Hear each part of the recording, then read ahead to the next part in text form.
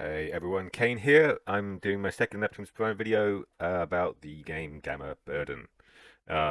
This one is going to be a bit different from the last one.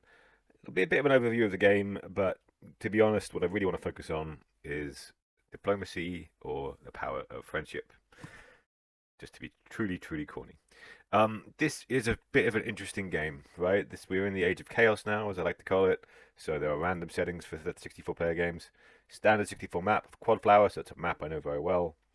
Weird settings, rare warp gates, which is why I've got warp gates already. This is Pod 2, and Dark Galaxy. Okay, you're going to see a bit more than I did in my game because I've got API sharing with a bunch of players. That obviously it goes back in time on the time machine. So I'm going to try and show you what I knew. And really, the point of this video is to try and do a bit of a deep dive into some of the nuance of diplomacy, which is both in this context your interrelationship with players, managing the relationships between other players and yourself and your alliance and different alliances, and understanding that, which is kind of a crucial thing that I think people forget quite a bit.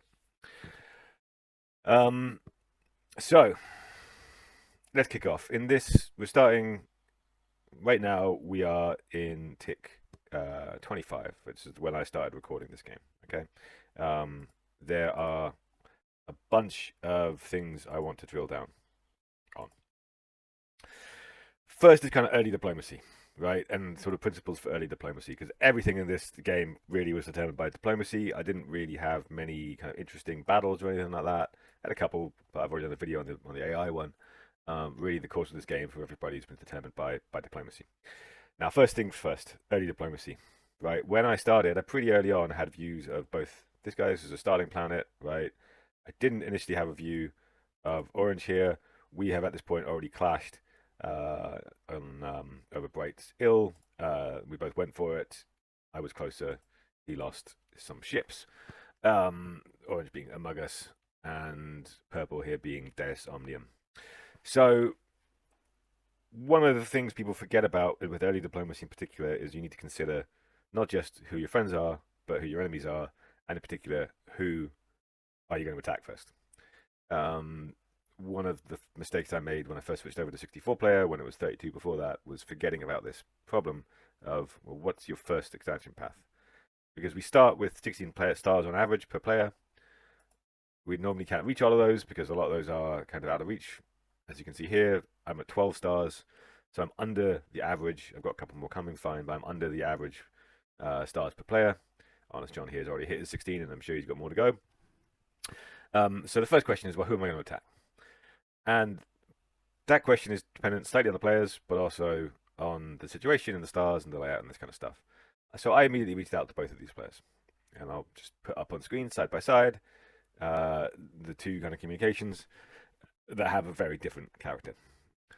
I reached out to both and said, "Hey, what's up? Can we maybe not fight?" And and they reached out to me as well. And the difference in character between how these responses came back is just sort of immediately apparent, right? Kind of two lines from Mugus, whereas with Purple, we're immediately starting to chat about, well, what's this look like and what's the details and where we're going to go with this and what text you're researching, that kind of stuff. So if nothing else, if I have to choose between the two, obviously I'm going to be choosing between the one who's actually engaging rather than the one who's responding with a meme. But then the other consideration, of course, is the location. Mugus has already lost stars at this point, lost ships at this point over Bright Ill. And my attacking options for Among Us are way, way better than with Purple. I've got no idea. It's Dark Galaxy, right? I've got no idea what's behind here. As far as I know, his home star could be here. In fact, it pretty much is. But I didn't know that at the time. So this is a super unattractive attacking option. Whereas here, I've got so many different options to play about with, depending on what's kind of going to go on. And I know that this dried up. He is a new star because it was one I saw him capture. So I know it's not a home star. You can see it's 47 natural resources. So it's not a home star. So what do I do? Well, clearly I'm going to attack Amoros. Right. First thing in diplomacy. Yes, you want a friend. Yes, maybe you want a couple of friends, but do not forget that you need to attack somebody sooner or later. And in this case, I've identified Amoros to be my target. Okay. Let's skip forward. Okay. If you see my previous video, this guy Nahoan here, guaranteed AFK. right? We're already at prod 3 at this point. He's about to AFK, I think, in a couple ticks. Probably, there you go, literally 2 ticks from where we were just seeing.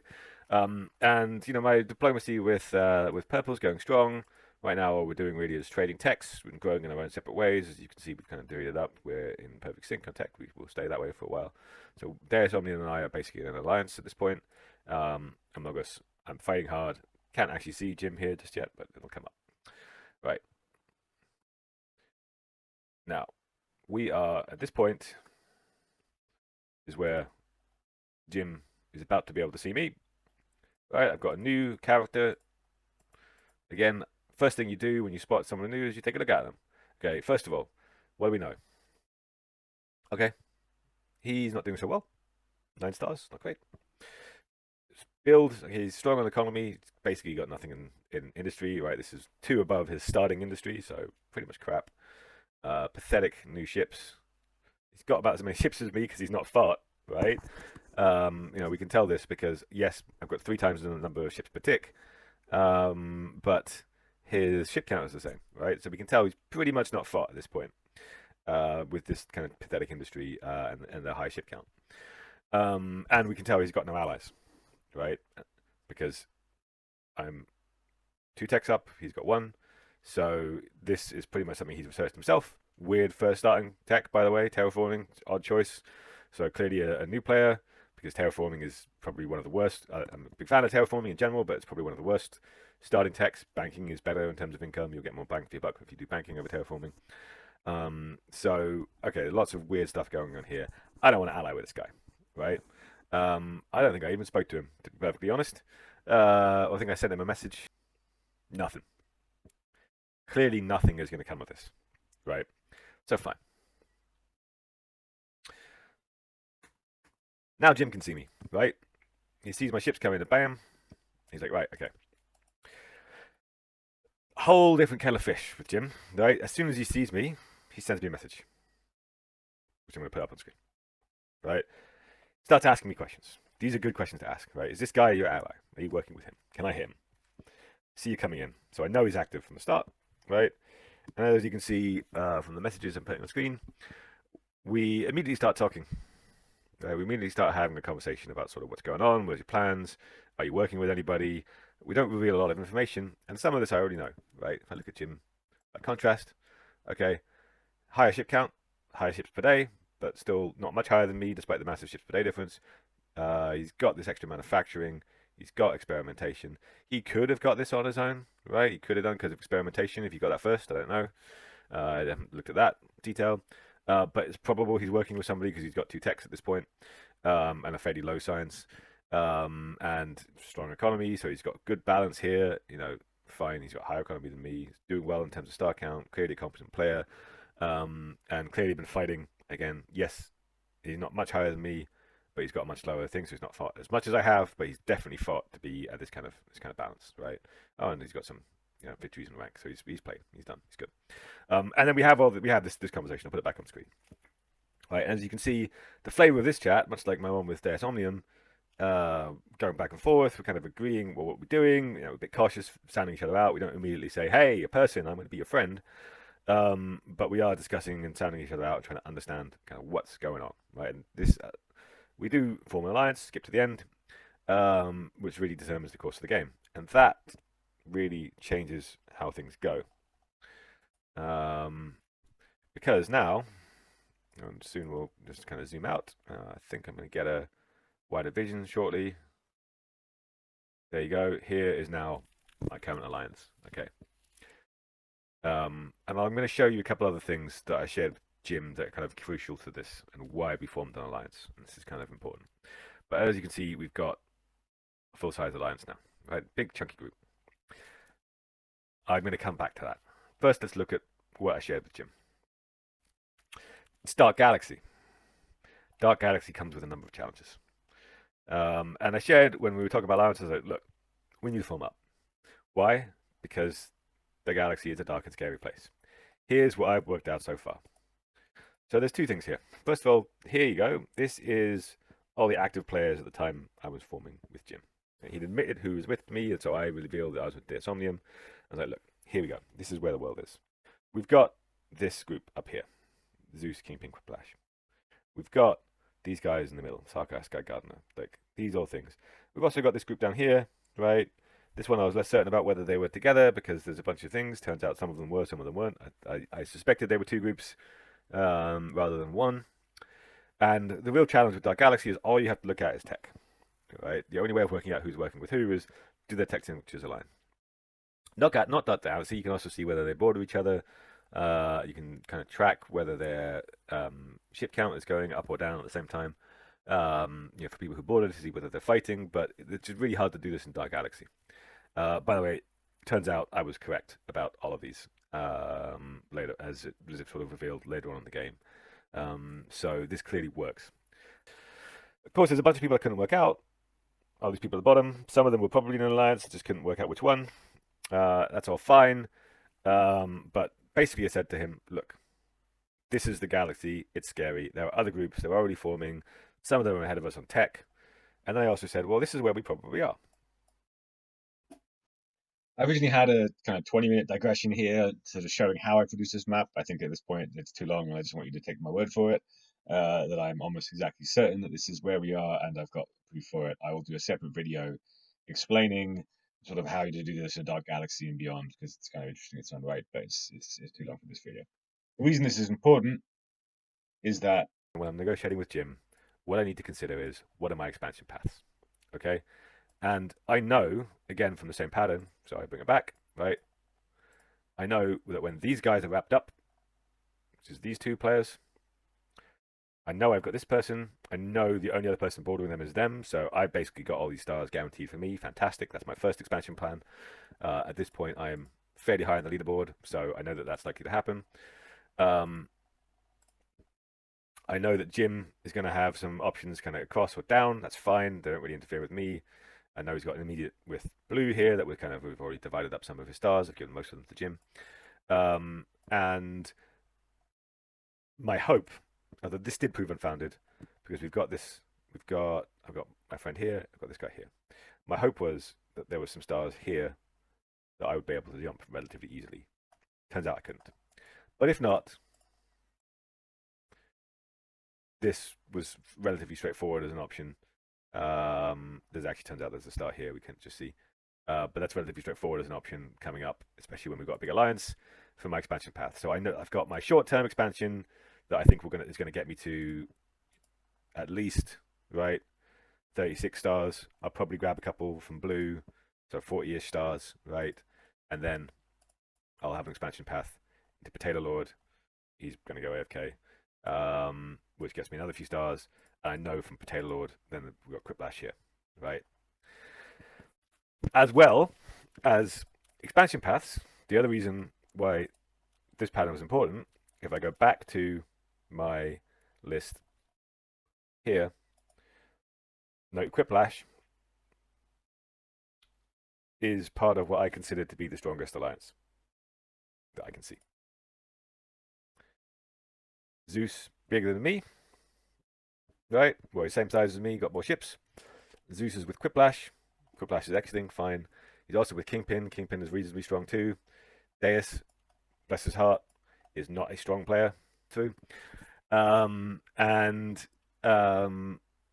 He's not going to survive this. So as well as knowing that I think I can come an expansion path here, I know I will shortly have to be fighting up north. Now I know a bunch of stuff. This is way easier when it's not Dark Galaxy, but this is Dark Galaxy, okay? And this knowledge is powerful. I know that I'm here, right? I know that one of the strongest opposing alliances is here. My ally here is weak, so I know that this is not going to go his way, and it doesn't. I know that these people want friendship because they've got loads of different threats in either direction, and I've got my immediate next wars here. Okay, so once I wrap these up, I will be in a strong position to come north. Everybody in this group now has an expansion path, right? And that again is critical when forming an alliance. There is no point forming a group when you do not have an option for somebody to grow. Stagnancy is death in this game. You can occasionally jump through people. It's not really possible to do that until you've got kind of hyper 5, Terra 5. We're miles away from that. But by the time I might have to jump to Deus, I know that I will have those. So again, all these plans are kind of managed, right? So this is now my core alliance.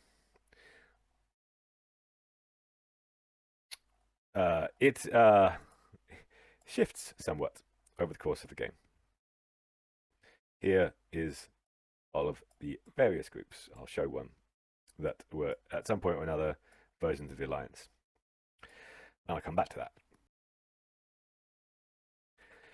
Pretty early on in the alliance, we add matey boy here, Fuchisplode. Fuchisplode, if I'm going to pronounce it true Italian style, or try to butcher it, and he'll probably complain.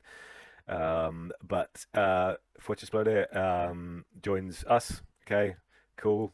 Now I've got good vision, pretty much all of the center. Nice. This is a nice strong group. This is a nice strong group. Deus should have wiped the floor with this guy, right? Lachlan here. He's had a double his weapons, and it's taken him God knows how many days to get to this point. He should have just bulldozed through, but there's some massively stupid things that he was doing, despite me trying to give him advice. And as you can see, Quiplash is coming in hard. So I'm looking at this thinking, all right, Quiplash is clearly exiting at this point. He's lost his sync with Zeus, and Zeus is gaining stars and Quiplash is losing stars, despite pushing heavily here. Quiplash is exiting. I'm sure about that one at that point. Intel does not work here. Okay, but the intel you can see Quiplash is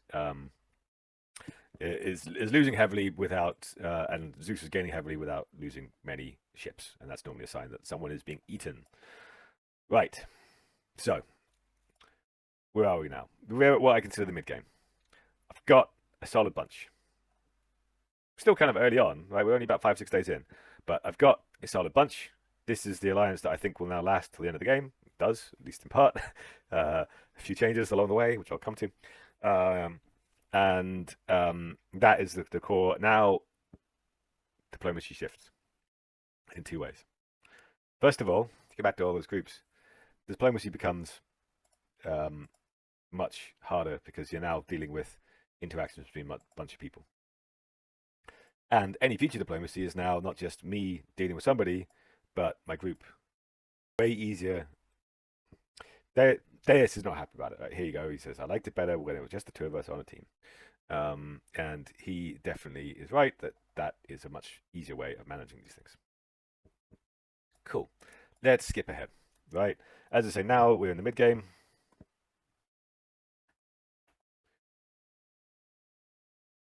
I can see that I was right all along. This is Zeus.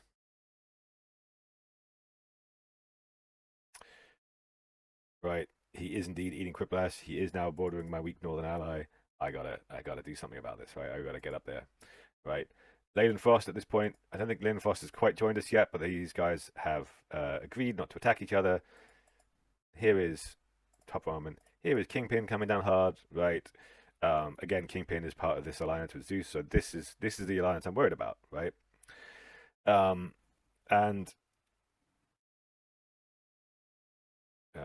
skip ahead, right? And now I'm bordering Zeus, right? If I skip ahead here you go.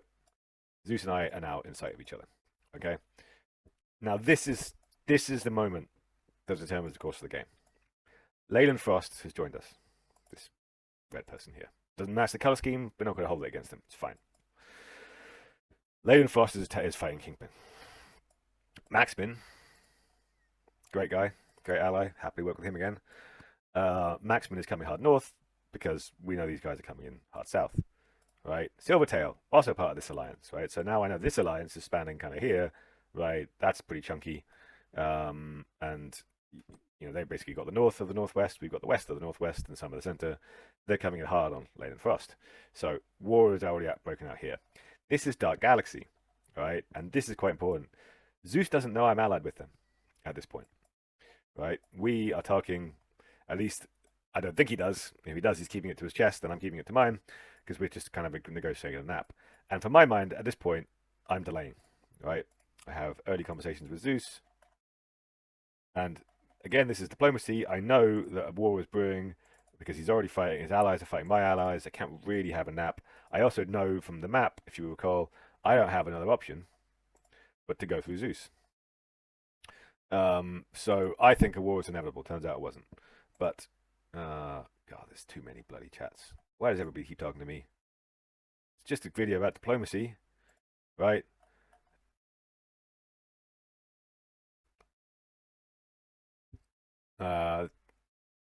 Here you go. Yeah, I fucked up basically.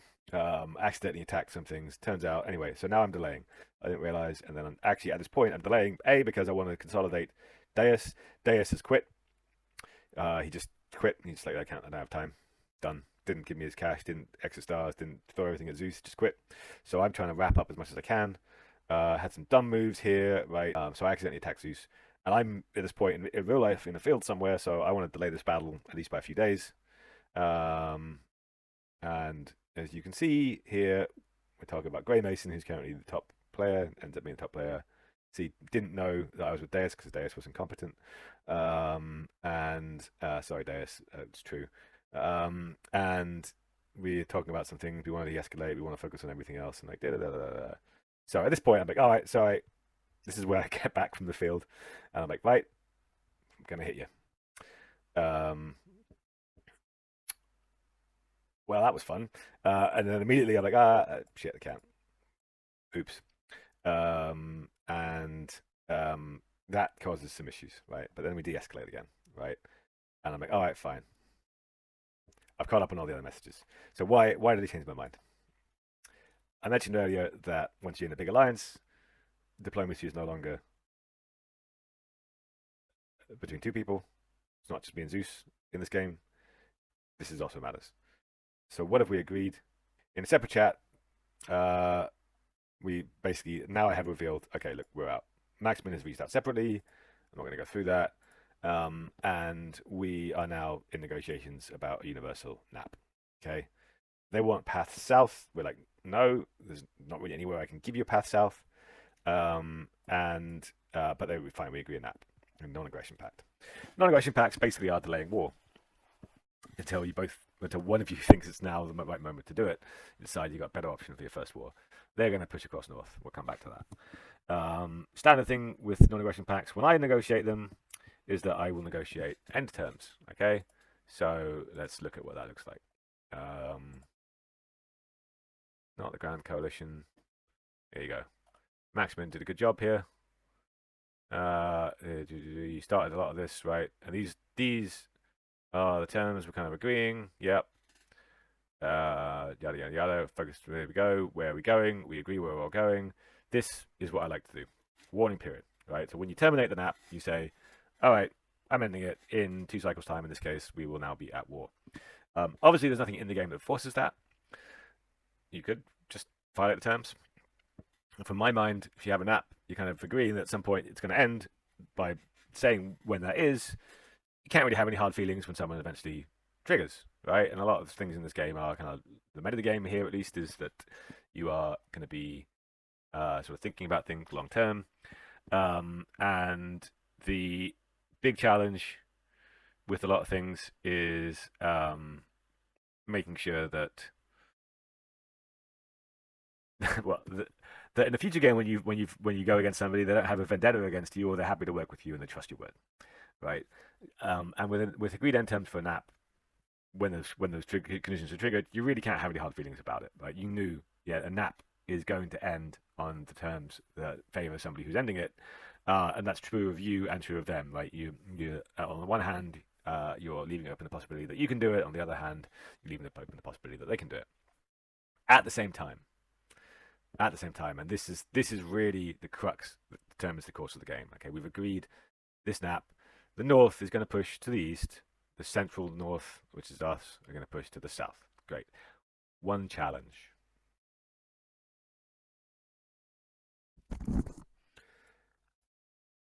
That challenge is essentially that there is this NAP that Jim Hawkins has agreed with Orem. Okay, Jim Hawkins here, you know, my ally from the start. Sue Denim is also included in this, and Orem here is kind of Green Star. Okay, so this negotiation has been happening while I've been busy. I haven't really been involved with it at all. And separately, right, we've got this agreement with Orem that Jim Hawkins has negotiated with Jim Hawkins has negotiated with Orem. This is quite different from the nap that I just showed you in terms of the nap of the North, because actually it's, yes, fine, the detail is great, right? Big difference here is that the end condition is agreed in stars when someone hits a certain star count, and there was no possibility within the terms of the agreement of kind of um, an early exit from this. Okay, so here's my challenge: we're agreeing this nap in the North. If we don't, this lot are dead, right? We've had to throw Leyland Frost under the bus to get this in the first place. Okay, Leyland's fine with it. We couldn't save Leyland. We got the nap with the North. I am now hemmed in, right? I'm like, well, I want to come fight Orem because this is now the only non-nap for the North, non-ally I'm bordered with, and Jim Hawkins has agreed this, right? Fine. I did tell them, right, I'm busy making the agreements you want, and I'll honor them, right? I couldn't really get involved in negotiation. This is not a nap structure that I would have negotiated had I been involved. I would have suggested giving some break clause, whatever, right? They did what they could. Jim did what he could, and it is what it is, right? Now we then agree this nap, and then I'm at this point now. This was 2 days before we negotiated. We're now at the point where we're negotiating, right? And I'm now thinking, okay, well, what do I do? I've got this nap here with Orem. What can I do? I show a map, which is sort of showing the various structures. I now know that Grey Mason is down here because we can see his allies. We're in discussions with Lebul, Bellum, I'm going to call him because that's his player name, not the other players in the game, about sort of joining forces with them. They're saying, okay, look, we're fighting Grey Mason here. Can you help us? All that kind of stuff. They're also fighting Orem and Magellan. Magellan is here on the map. You can't see him now. I'll learn that later. And like, well, what are my options, right? Well, I can hit Zeus. At this point in the game, though, Zeus is, I'm not sure I've got right the exact moment. Zeus is bigger than me, significantly bigger than me, right? So I'd kind of be banking on there being some other war that Zeus is involved in order to have any chance of winning that, because he's almost 50% bigger than me. So I think, okay, well, this is much more attractive, right? And at this point, I'm bigger than Orem. I've got twice as many ships. Fine, he's got a weapons lead. I'm also getting way more new ships.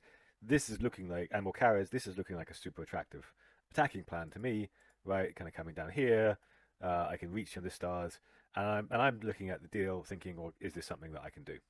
And again here, the lesson is that once you get to this stage in the game, diplomacy becomes a complex interaction of not just your own allies, but their interaction with the other alliances in the game. Okay, we have Northeast agreed nap, Central South talking about whether we can work together and agreeing a nap agreed between these people here and an alliance that is the most powerful alliance kind of here that we're looking at kind of dealing with.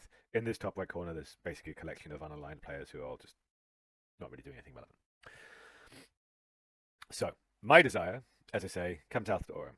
So I interpret the wording of the nap. It's like, well, you've agreed a nap, but did you mention me? I don't think you did, because I've been asking everybody to keep me hidden, not admit to being in an alliance with me, because Grey Mason and was particularly looking to try and take me down. So I was like, oh, well, this can't find me. Oops, I'm hidden. And then I'm like, okay, well, what do I do? Right. I'm about to launch on Zeus, saw that you're making a deal. Also, the bum is asking for a nap for Fed against Orem. What's going on? Then I'm like, well, hang on a sec. So this is what I want, right? I attack Orem.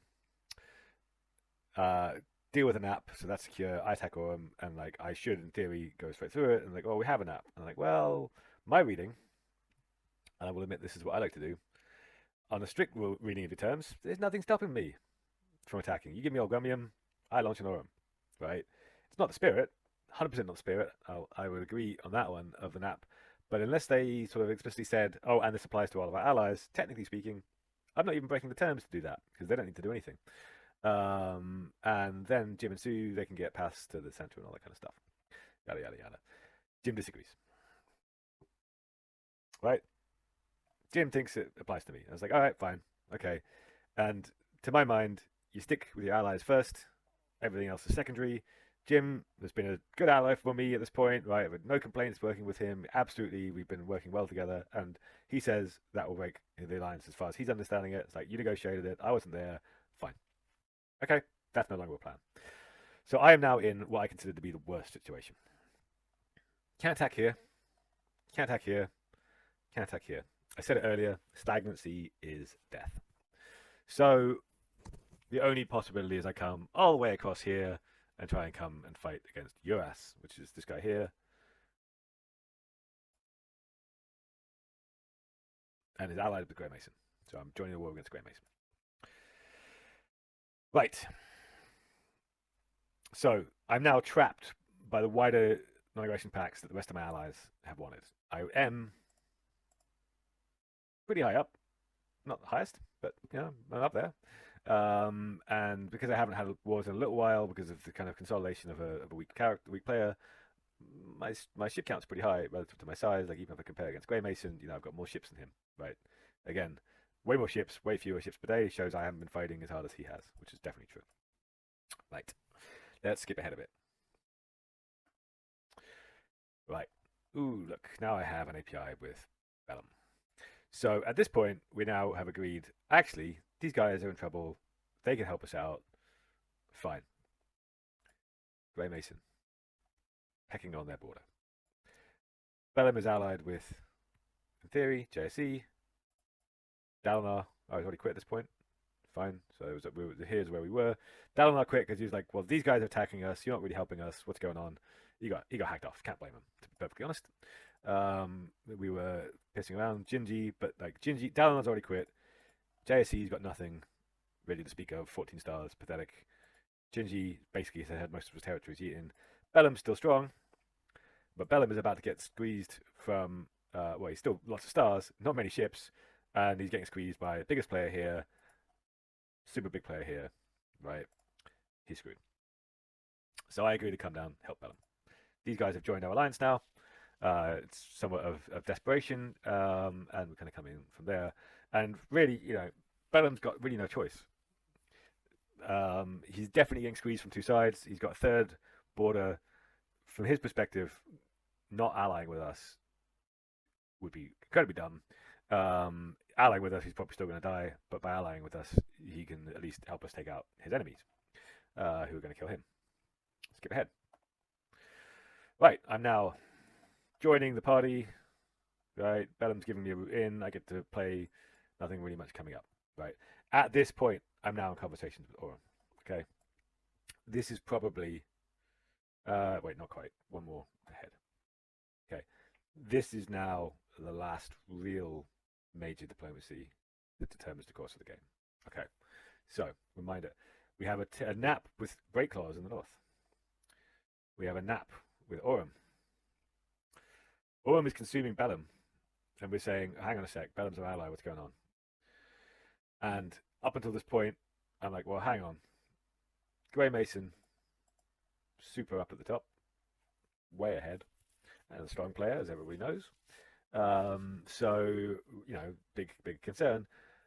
Eventually, Zeus is going to break his nap with me, another big player, and I don't want to be fighting Orange Giant here, and essentially get squashed between two strong, high players, both in terms of their ability and their position in the game. So what do I do? Up until this point, I've pretty much been leaving the conversation with Aurum to Jim and Sue. Like, they have the border, they have the relationship, but both of them have some IRL issues that means they eventually exit the game. Yeah, again, no shade on them. Life gets in the way. That happens. They were good about it. They did what they could. Definitely not intended to be a slight in terms of them as a player. Shit happens, right? Aurum's blowing smoke up my ass at the start, buttering me up, and then here I'm like, okay, right, I missed a message. Yeah, June 20th. That's when I was busy. And now we're at this point. This is roughly where we are in the game. On June 25th, and it's like, well, what's going on? I am trying to convince Aurum that our current naps are death. Right? Well, this is kind of too late, but really, here, what I want is, where am I?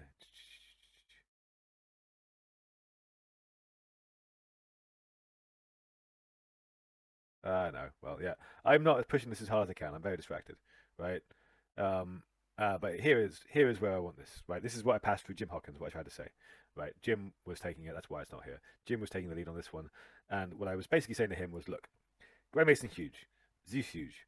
We're all mid-size. Orm and Magellan, they're mid-size, right? Orm 58, Magellan 42, right? So these guys are giant. What I was trying to say is, basically, from me down to Wavin, and then a couple other people here as well, Jim Hawkins and Pseudonym, who's a bit lower down. We're all similar-ish in size. If we join forces, yeah, they're individually bigger. We can take them collectively, and pretty much all of us have a shot at the podium, right? Fine, I'm ahead, not by much. Orm's only like 6 stars behind me. I'm also bordering both of the giants, and we have a chance to take them down and get the podium. But then they get scan range. 7, 9, 11, 6, 16, 8, 11. 7, 9, 11, 6, 16, 8, 11. Tech sync. At that point, any negotiation with Aurum is pointless. Right? When they've just got the scan range and the techs match up, they're in an alliance. Okay? So now this whole thing down here is one alliance we're fighting. Bellum's on our side, but Bellum's basically dead. This whole thing up here, up to here, is a group where we will eventually be at war. These guys are nothing. And here is us sandwiched in the middle. Then that is not a comfortable place to be, to put it mildly. So, Aurum's decision to jump into bed with Grey Mason forces our hand, right? And if we do nothing at this point, this is why reading the map and understanding what's going on elsewhere is so important. If we do nothing, eventually we will be fighting south, and the north will run out of rune, and they'll say, well, what now? And they'll trigger the nap, and we'll be squished, and we'll be dead. So, at that point, we have to shift. The negotiations for this happened in Discord. I can't bother to show it. This is the conclusion we came to. Basically, we need to tighten up the nap in the north. And this, to be honest, is a good agreement. There you go, the Galactic Coalition to smash the sins of the Southern Star-Lords. This is a good agreement for everybody, in principle at least. It doesn't necessarily end up that way. So we agree to basically tighten up the nap, which was good and bad. I'll come back to that. And the agreement to tighten up the nap means that we have to give them a path, right? They're not going to say, "Oh yeah, we'll never break the nap, but we'll just sit pretty while you do all the work and get all the stars," right? So at this point, we have to agree a path for a team which isn't our alliance, which is super uncomfortable to do. And as a result, we want tighter conditions. We don't want them to be able to be in the middle of our stars and say, "Oh, great, now it's time I'm going to take all your stars. Thank you very much." So we agree these much stronger terms, right? Spine star swaps, so everybody's equal, and this bottom is the crucial thing that again determines the course of the end game.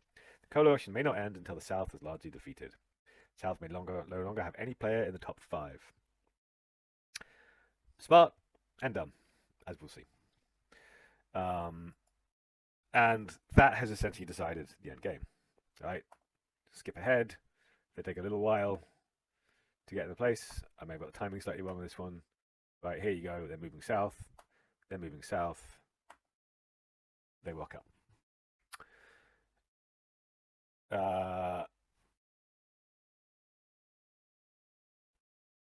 Grey Mason substantially ahead. But we have the next bunch up until Magellan. Magellan is with the south. I may have skipped too far ahead. This is probably more accurate in terms of where it was.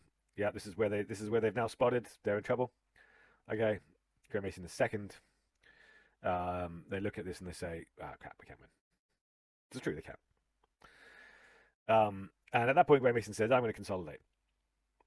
I am going to get my friends to give me all the stars," which is why you see in the space of one production, he jumps 50 stars.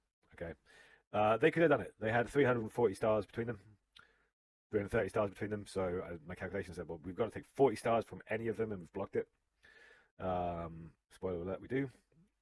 But essentially the deal we've made with the North has meant that the South says that, well, there's no possibility to win. They got 2/3 of the galaxy arrayed against them. Each group is pretty similar in size overall at this point. Not quite, but we're all approaching in the region of high 200 stars or low 300s. And Grey Mason is now bringing things in. Note again that the NAP with the North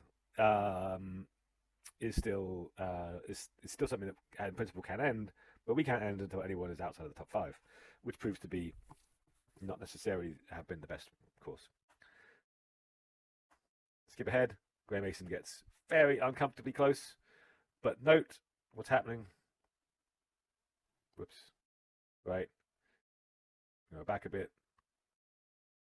Zeus has grown a little bit, but if you see where he's going in terms of what I can see, it's not as much as you'd think, right? He's not gaining those stars.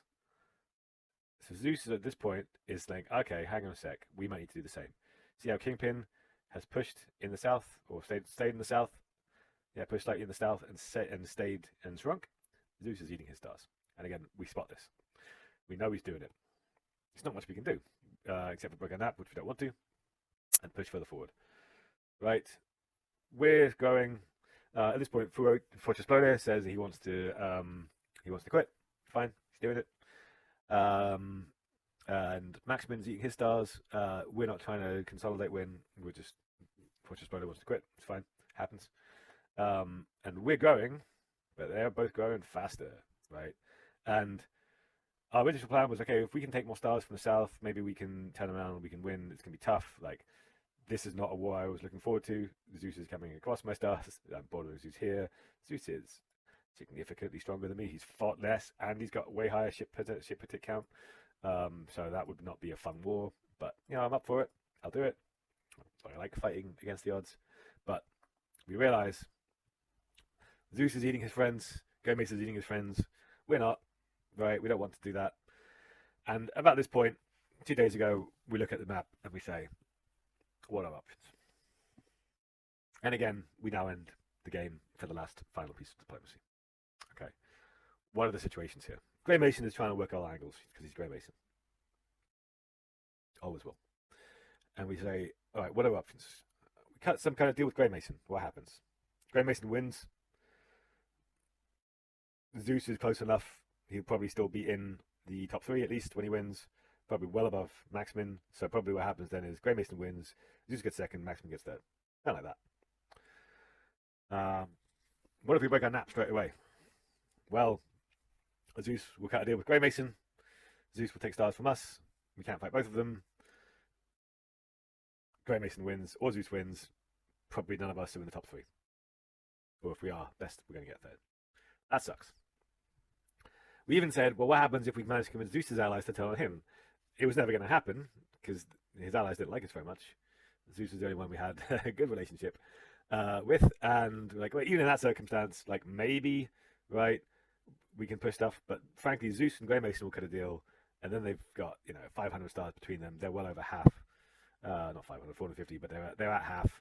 Be bloody tough fight. They have the advantage, and if we do try and do this, then what will probably happen is they'll say to Zeus, hey, look, they're doing this, and Zeus will attack us, and Zeus will have no option for us. We thought, well, what happens if we just break the nap now and we attack? Well, again, how would we turn that into a win? So we really looked at it from all angles and concluded, at this point now, keeping to our deal, there is essentially no possibility of us winning. The biggest risk, actually, is Zeus finishing the game with Grey Mason still in the top 3. Fine, Grey Mason is in the top. At this point, he does not have enough allied stars to win by consolidation. But if Zeus takes 100 stars from Grey Mason and from nothing else, Grey Mason's still probably going to be above me. Right? Still have 147 stars at that point. Probably still above Maximin. And of course, Zeus can take stars from elsewhere. His allies, we know, are giving him up stuff. So we could do that, right? We could if we do nothing, there's a real risk that Zeus wins, Grey Mason comes second, Maximin comes third, I get nothing. At one point, Grey Mason tried to negotiate a deal where he got third, Maximin and Wavin gets second, and I guarantee getting fourth. And I was like, no, why would I do that? It's a dumb thing. So I really don't want to get fourth after all that work, because we could have just dealt with that earlier and ended it. So the conclusion we come to is that there is really only one way of securing a good option for us, and that's to say to Zeus, look, good game, you've won. Like, we've looked at it from all angles. But, we're open with Zeus, we're honest about it. Like, we looked at it from all angles. There is no way we can convert this to a win for our team. You have definitely won this game. Please, given that we've worked together and, tech trades have been good, we've been keeping up, we've not been stepping on each other's toes, we've been fighting well, we've been working the same goal. Don't rush for a win. Just let us take second and third. Delay by a day or two. And Zeus agrees. Right? Power of friendship. Had we been dicks, had we slowballed, had we nickel and dimed over deals and this kind of stuff, had we not been relatively nice to Zeus, had we kind of jumped over him, had we done, a standard tactic you see people doing is they do these long attacks, and they say, oh, I was attacking first, when someone is literally next to it and you've got a 2-day travel time to get there, and then they argue about it. Right? We did none of that. We gave him a good pass, good communication, we were fast on sending texts and payment on texts, so we were good nap buddies, for want of a better word, along the way. And so when we come to Zeus and say, look, we accept that there's just no way we're going to be able to win this, we're not going to break the nap, there's no way Grey Mason will be out of the top 5 by the time you've won, you got it in the bag, buddy. Just don't be a dick about it, and let us catch up. And Zeus agrees. So the game isn't quite over. All right, let's skip to present day. Right, skip ahead. At this point, Zeus has, in essence, he could win. We're now taking more stars from Grey Mason. Grey Mason recognizes this, by the way. He's been gating for Zeus and killing gates for us, trying to end up in the top positions. Can't blame him. I would have done the same. But it's not going to work. And why is it not going to work? Entirely because of diplomacy.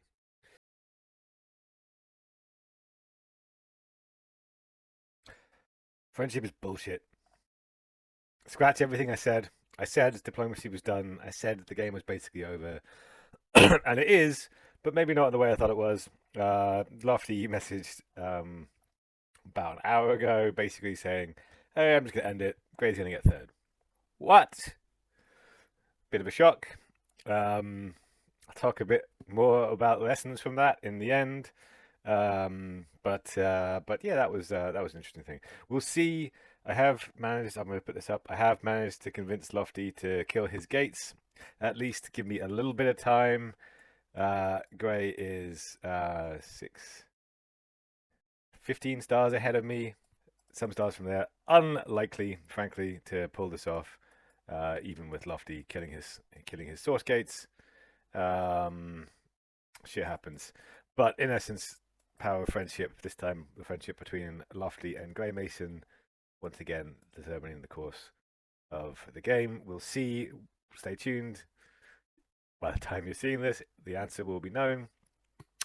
But whether Grey Mason has managed to butter Zeus enough up to win the game, Lofty is his Discord name for Zeus, or whether confine me to fourth, as I could have taken on long ago if I just made friends with Grey Mason, or whether I will manage to sneak a third. I doubt it.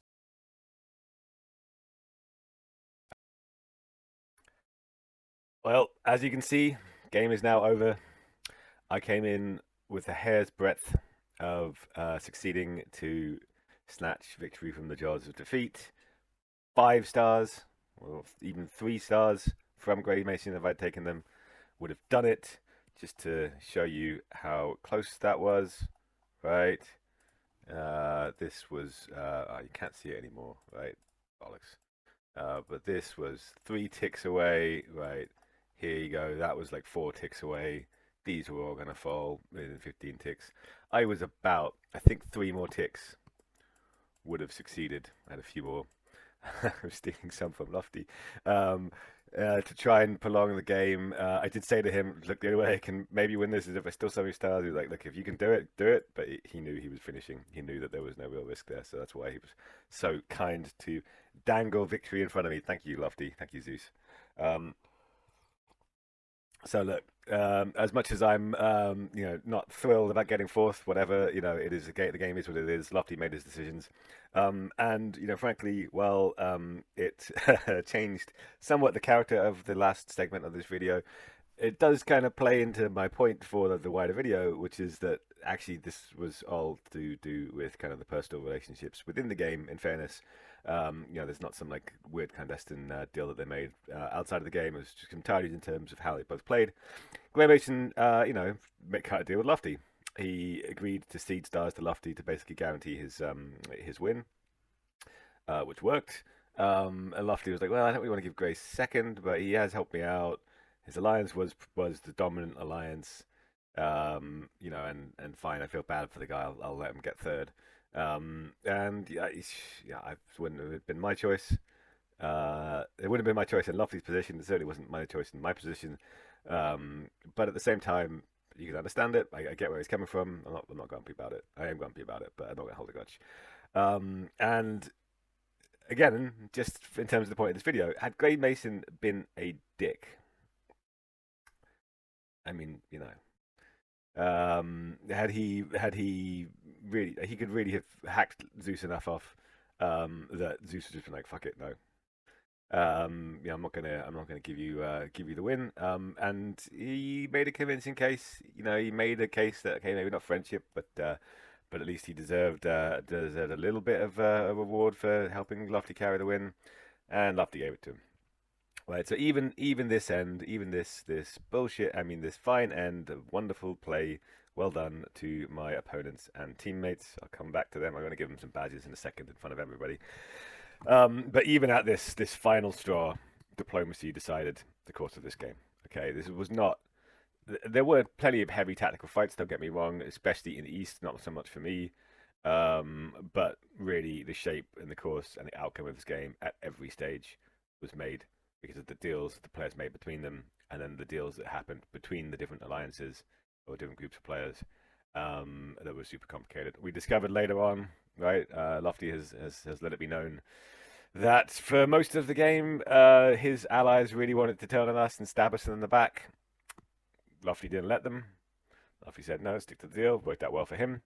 Worked out well for us. We would have, we would have caved if they had done that, right? Then probably Grey Mason would be carrying the win. Because at that point we'd be like, fuck these guys. They made a deal. They broke it. We're not letting them win. We're not letting them take all of our stars. And if we're gonna die, then we'll benefit the people who didn't stab us in the back.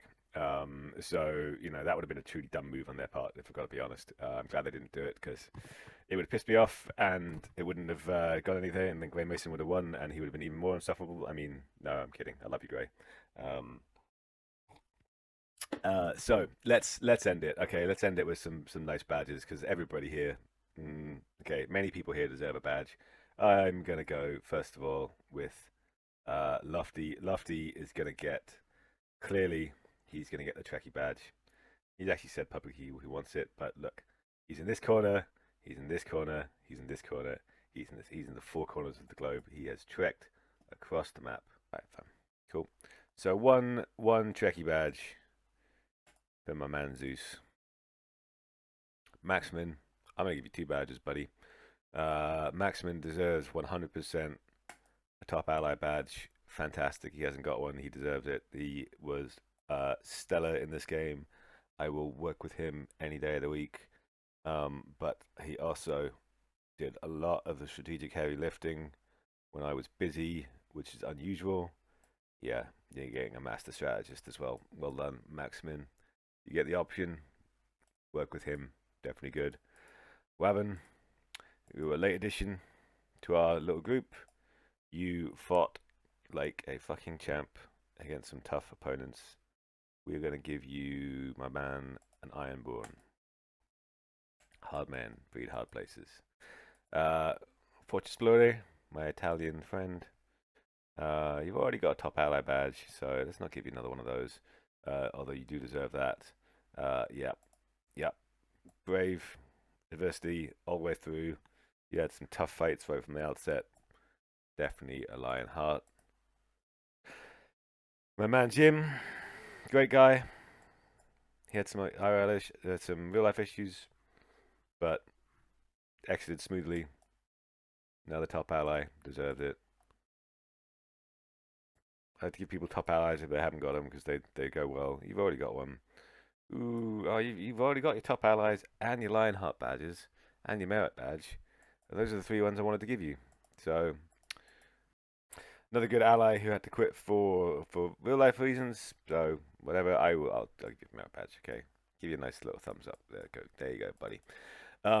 Really excellent stuff from all of those. Oh, and Great Mason. Yeah, yeah. You have it already, but you're getting another one. You were absolutely the evil empire that united the galaxy against you. So the Empire badge goes to Grey Mason. All right, let's wrap it up with some thoughts. Just I want to just outside of the game, I want to just have some general thoughts in terms of what the lessons learned for diplomacy as a whole for this game. So the most important thing here is when you're making these diplomatic deals, you need to have a sense for what's going on in the wider world. Okay, none of the deals, none of the negotiations we were making were done in isolation. The details of what we agreed in terms of the North were dependent on the details of what we failed to agree with the South. Had Aurum reacted differently, had we not seen that Aurum had made a deal with Grey Mason by the text signatures mapping, we wouldn't have agreed the deal with the North. We would have ended up kind of just kept trying to negotiate, and we would have sleptwalk into having a situation where we were sandwiched as the tasty burger in the middle of the two buns, the two orange buns. And nothing ever goes well for a burger; it gets eaten. The early kind of expansion paths, I was making deals with kind of Jim Hawkins, who I joined that, were dependent on us kind of agreeing, well, who are we bordering with, who are we likely to fight? So whenever you're making this diplomacy, any kind of diplomatic deal, you need to be considering both who your friends are going to be and who your enemies are going to be. And working out that enemies part, you need to have a wider vision. The bigger vision you have, the better. It's hard, but not impossible. In a dark galaxy, technical signatures are your friends, right? If two people have suddenly matched tech, there is no way that happens apart from them trading. And if you're trading tech at that scale, there's no way in the meta of the game that that's going to happen unless you're in an alliance. So keep that in mind. And then the other thing I would suggest is a big issue we had for this game, both for this end state and for the potential deal with Aurum, that really tied people's hands, were the agreement of naps that did not have end conditions baked into them. And that causes big challenges. So I would suggest for NAP conditions, you should generally speaking have deals which look like this will end in 48 hours, or this will end when someone triggers it in 48 hours, rather than have these big, broad reaching, never-ending naps. And one final point I want to make related to all of this, I said this to Maximin. Some of you who know me know that I collect statistics on the game, and for this particular map, I've determined that you're roughly 4 times as likely to win from a corner start than from a central start. Or rather, there are 4 times as many wins as you'd expect in that situation. And one of the reasons for that, or my take on the reason for that, is that the central start, more than the corners, requires you to have sort of the global view and the understanding of the politics across the entire galaxy in order to thrive. If you're a decent player, you have some luck. You start in the corner, you can just kind of grind away and drive forward. And then if you're the center, that's not good enough. So it's not so much that a good player is 4 times as likely to win from a corner as from the center. It's more that lots of players lack the knowledge, the skill, the ability to do politics and to understand the politics on the scale that I've talked about in this video. To be able to have that global view, to understand where everything is going and make those decisions about what's best for you based upon what everybody else is deciding behind closed doors, that you can only really see based upon conjecture and an understanding of text signatures. So finally, summarizing everything here, diplomacy is absolutely key. the game is sometimes nicknamed diplomacy in space. Absolutely true. Make sure you are not being a dick in any of your interactions, and you might be pleasantly surprised that even as an enemy, somebody is kind to you. And make sure that you are taking into account expansion and growth whenever you're making a diplomatic deal, both within an alliance to make sure everybody can grow and everybody's happy, but also within an app to understand, well, what's their route to victory that they're probably going to take, because they will then try and secure that, to your disadvantage, as we have seen in this game. Thank you for watching. This is way longer than I intended it to be. I was always like, why are Gray Mason's videos so long? Now I understand. And I hope you learned something and hope you enjoyed the video. Stay tuned for more.